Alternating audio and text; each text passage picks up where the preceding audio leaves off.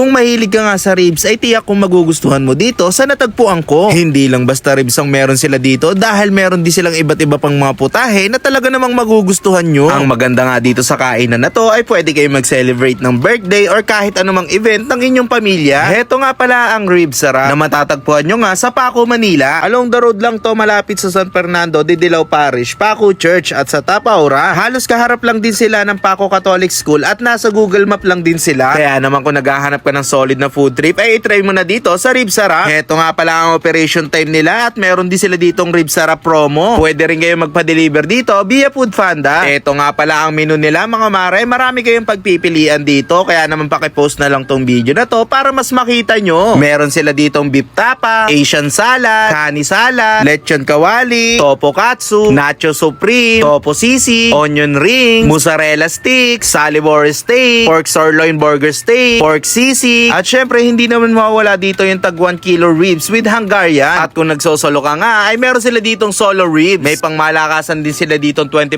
pieces na chicken wings. Meron din sila ditong drinks katulad ng cucumber lemonade at lemon cucumber Yakult, lemon Yakult, at meron na rin silang dessert. Kaya naman kung trip mo rin ng ganitong food trip ay puntahan mo na ang Rib Sarap. So paano mga mare, food trip na tayo. So eto na nga yung una natin titikman dito sa Rib Sarap mga mare. Etong rib solo dahil nagka-partner lang akong kasama eh. Hindi ko kasama yung buong pamilya ko. So ayun guys, titikman na natin tong barbecue sauce muna. Barbecue sauce. Yan. Sarap tol. Sauce pa lang. Uy! Hindi wala agad man. Hindi wala agad man. Napakalambot na ito. Lagyan natin ng sauce. Wow. The best tol.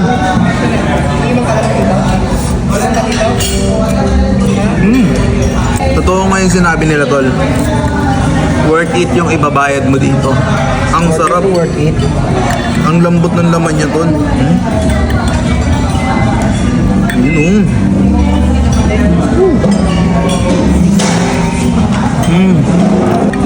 Actually masarap naman siya kahit walang sauce eh. Pero mas mag-i-improve pa kasi yung lasa niya kapag may sauce pa. Grabe, ang sarap talaga. Walang halong biro.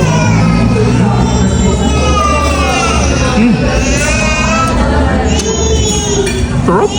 Ito naman yung kanilang onion rings mga mare. Ayan oh. Grabe. May sauce to sa ibabaw. Ayan. Hindi ko alam kung ano yung nilagay nila pero meron tayo ditong sausawan. Wow.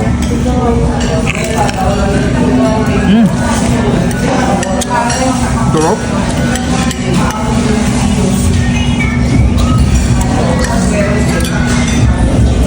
Ang crispy. Sarap niya ah. Ang galing niya, kahit malamig dito hindi siya kumukunat. So mga mare, hinatian nga pala tayo ni Kuya Charlie Boy dahil nakita niya na meron akong ekalal sa gilid. Hoy. Ayan oh. Ito nga pala yung salivore steak. Ha? Salivore steak. Okay. Ayan, hindi ko rin mabigkas ng maayos to lah. Ayan oh. Man ko to ah. Ayan oh.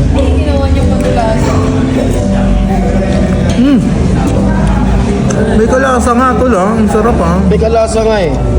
Grabe, kakaiba oh. Labtik man. Perfect. Siyempre, dahil nga diet tayo. Uy, diet. Tol, wala mo na siraan tol. Ah, okay. Oh, diet tayo. Ayan, Caesar salad. Ito talaga yung mga paborito ko sa mga pinupuntahan namin. Uy. Ayan oh. Masarap to, fresh.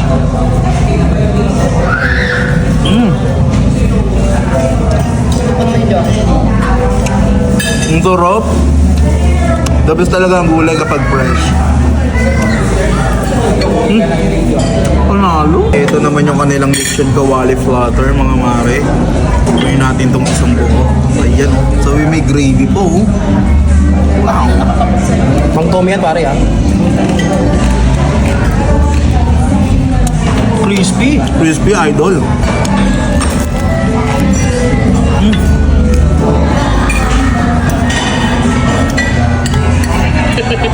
Ito naman yung tofu katsu platter nila mga mare. Grabe oh. Design pa lang alam mong masarap na. Ganda na pagka-plated ha. Mismo. Ayan oh.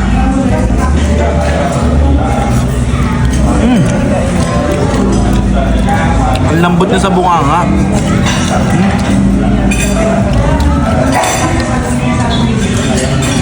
Ang sarap niya, ah. Perfect to.